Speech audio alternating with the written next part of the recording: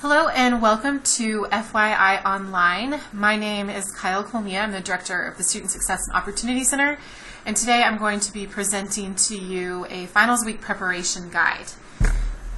Alright, so as you guys know, this semester can sometimes feel like climbing a big, snowy, cliffy mountain that's really tough to get to the top of. But you've gotten to this point, you've done the work, and you're almost there. It's just a few more class periods and a few more tests to get through. So use this guide to help you get through finals week alive and to the top of your academic goals. We're going to be talking about 4 different types of ways to get through finals week. The first one is preparation. Preparation is going to be the first and probably one of the most important steps to getting through finals week. This includes studying, and making sure you're prepared in your schoolwork. So it's important to give yourself enough time and to use the right tools available when studying for your exams. First, the early bird gets the worm. I'm sure you've heard that phrase before. Well, it's very important to think of finals week as finals weeks. So you want to start studying actually this week, the week before finals week, to give yourself enough time to really retain all of the information that you'll need for your exams. Do not rely on cramming. Our brains, they can physically retain more information. That means they can physically remember more information when we study over shorter sessions for a longer period of days versus 10 hours, 2 days before the exam. So again, start studying this week and definitely don't rely on cramming to help you remember everything that you've learned. Also, try to find a quiet place to study with few distractions. Sometimes this can be difficult if we're working parents or we're at home with our kids. However, there's lots of quiet places in the OSU-OKC to come study, or you can find a library or maybe a coffee shop. Next, I like to think of it as worst comes first. And what I mean by this is study your least favorite subjects first, because that's going to use most of your brain power since maybe it's more difficult for you or it's something you don't like to study as much. So it will help you focus more attention where it is needed. And then save the subjects that you enjoy, hopefully you have at least one, for later and make them kind of your reward. Then know your goal. Know what type of test you're going to be taking. This is really important. So a non-comprehensive final is going to be a final that just covers the information given or discussed from the last exam. These probably won't have as much in-depth information, but maybe just as hard as a comprehensive final, which covers all of the information from day 1 of the class. Those are going to be where you're going to have to get out your notes and your things from previous tests. Then there's 2 types of exams within non-comprehensive and comprehensive. We have standardized tests or objective style tests. Those tests give you choices like A, B, C, or D, or maybe they're matching, but they're going to have, they're going to focus on key concepts and terms, and they're going to have one correct answer. So they're objective tests. The second style is short answer tests or subjective tests. And they're going to require you to write or maybe give an answer in a paragraph or a couple sentences or something like that. So you're going to have to know in depth about the subjects so that you can write about them. Using an outline when you take these types of tests does help. So before you do write out your answer, it's good to write out a little outline on the side or on a separate sheet of paper of what you're going to write. Again, these don't necessarily have one correct answer like an objective style, but you will have to know the material in depth. Okay, focus on your notes. So, we have many tools for class, like our book or our notes. So if you're behind in your reading, which hopefully you're not, but if you are, you don't want to spend the night before trying to read like 10 chapters of science. That's only going to overwhelm you, and you're not going to remember all the information since you're doing it in one sitting. So instead, try to use your notes or handouts from class. I like to use the 3 R's, sorry about that, method. So 3 R's method for studying with your notes.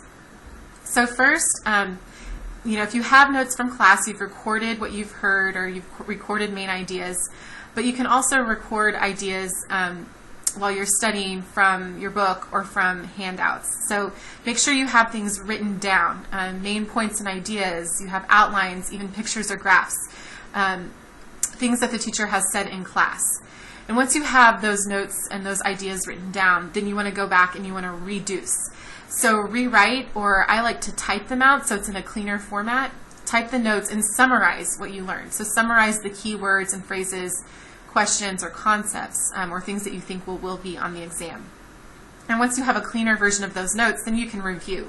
So you can look at the notes, recite them from memory, review them on a daily basis, and definitely before your exam. And making flashcards. This is a really good way for those comprehensive objective style exams that require a lot of memorization. So making flashcards, you want to use something called the index system. So you will write down each term or question on the back of an index card, and then on the front where the lines are, you're going to write the answer, the explanation for that term. Again, you can use your notes or your text, but try to put the answer or explanation in your own words so that you can remember it from your own memory. Okay, then next, shuffle the index cards. We don't want to try to figure out answers based on their placement in the deck. And then look at the card on the top. So you're just going to go through the deck like you normally would. Try to answer the key or the term, and if you know it, great, put it in a separate pile. However, if you don't know it, if you're struggling with the term, then put it in its own pile. So you're going to go through the pile of cards that you're least familiar with until you feel confident with all of the information. This is basically just going to be memorization and putting that information into your long-term memory versus just your short-term memory. And it's always, I like index cards because you can carry them everywhere with you, and you can pull them out if you're waiting in line or if you're on the bus home or anywhere that might be convenient for you to take them out and look at them.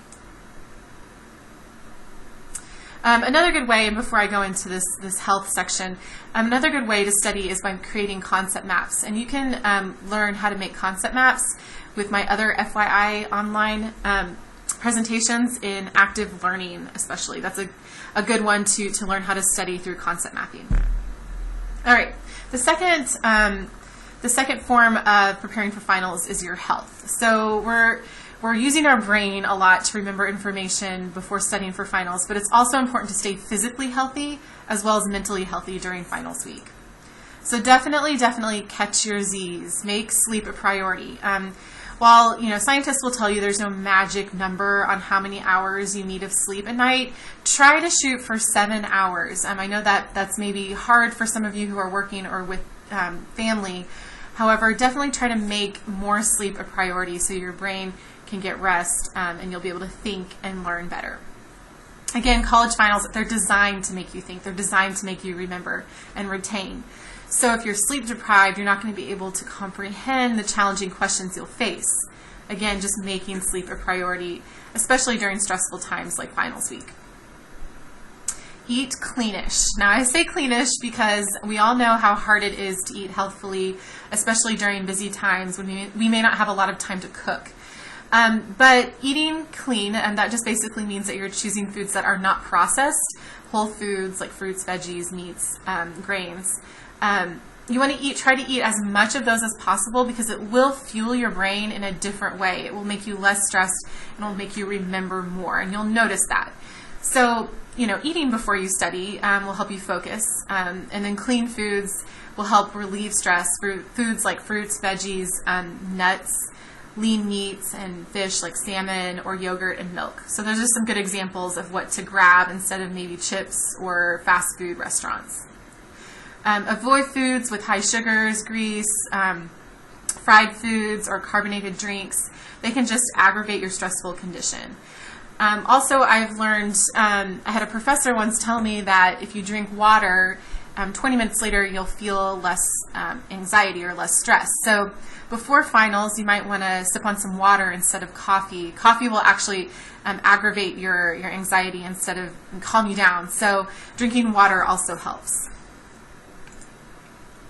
And then you want to work out your brain and your body. So again, we're going to go back to the physical activity. Again, we're going to use a lot of brain energy to study during finals week, but if you balance that out by physical exercise, it will help you concentrate and will reduce your stress as well. So while you're making time to sleep, also make just at least a few minutes a day to exercise and get your blood flowing So simple exercises can go a long way, just like going on a walk or a short jog. Even group activities like going to the tennis courts, going bowling with your family, maybe a game of basketball outside or flag football, something like that. Even cleaning your house, that gets your blood flowing because you're having to reach and bend and maybe mop or sweep.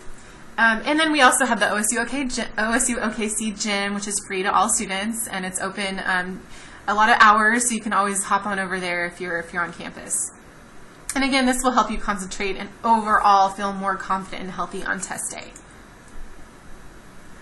All right, the third point we're going to cover is attitude.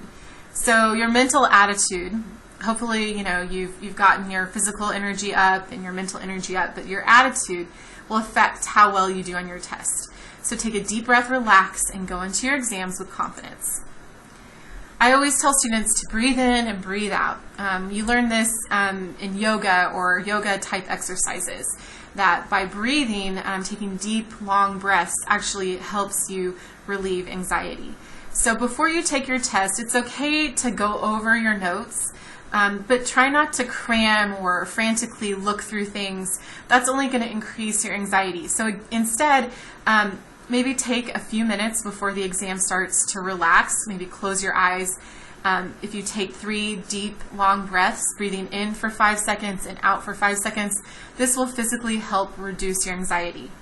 And then also, I always think that, trying not to listen to people around you, that always made me more stressed when I was going into exam, because I would hear people talking about things that I didn't think I knew as well, but maybe they weren't even on the exam. So try not to listen to the students around you. You know that you've studied, you've got this. So take a minute for your alone time and get focused.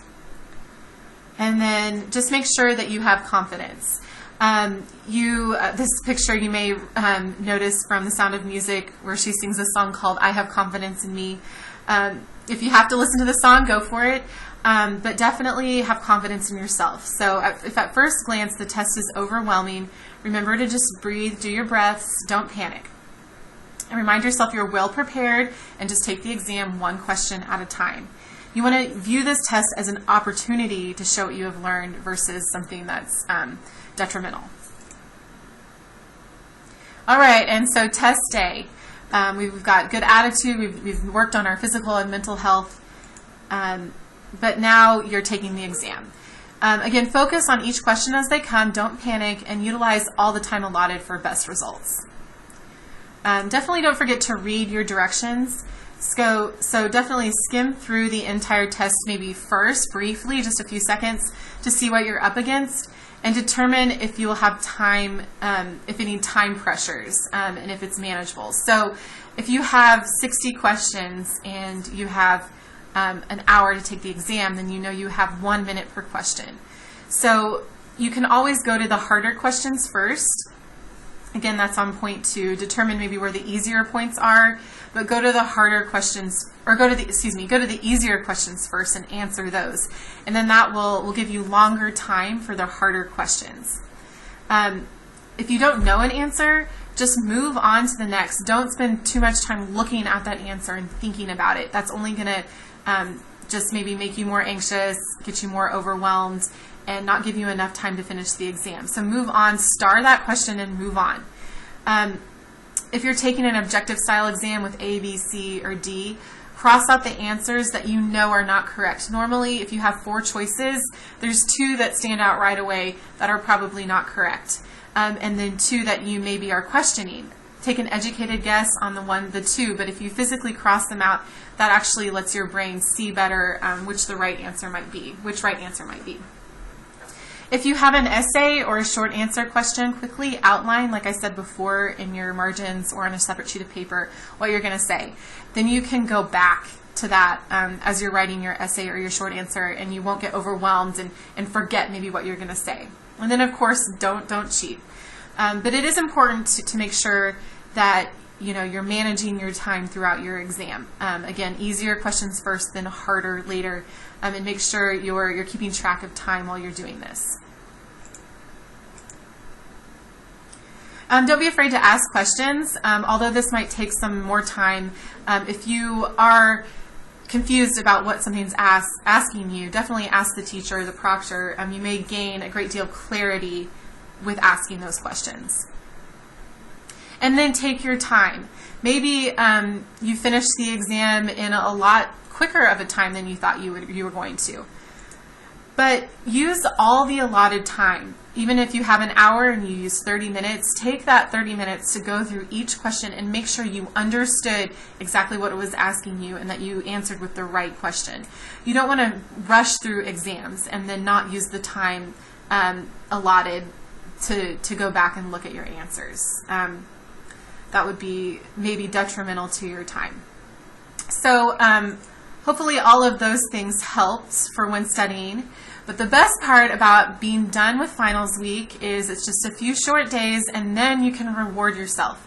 It's important to give yourself little rewards here and there because you've completed a tough semester and you're one step closer to reaching your goals. And we're going to watch a little YouTube video on some ideas on how to reward yourself. Treat yourself 2011. Once a year, Donna and I spend a day treating ourselves. What do we treat ourselves to? Clothes. Treat yourself. Fragrances. Treat yourself. Massages. Treat yourself. Mimosas. Treat yourself. Fine leather goods. Treat yourself. It's the best day of the year. The best day of the year. I really want this dress, and I like this crystal beetle, but it's expensive, and there's no use for it. Donna Meagle. Treat yourself. Velvet slippies, cashmere socks, velvet pants, cashmere turtle. I'm a cashmere velvet candy cane. Treat yourself. This is insane. All right.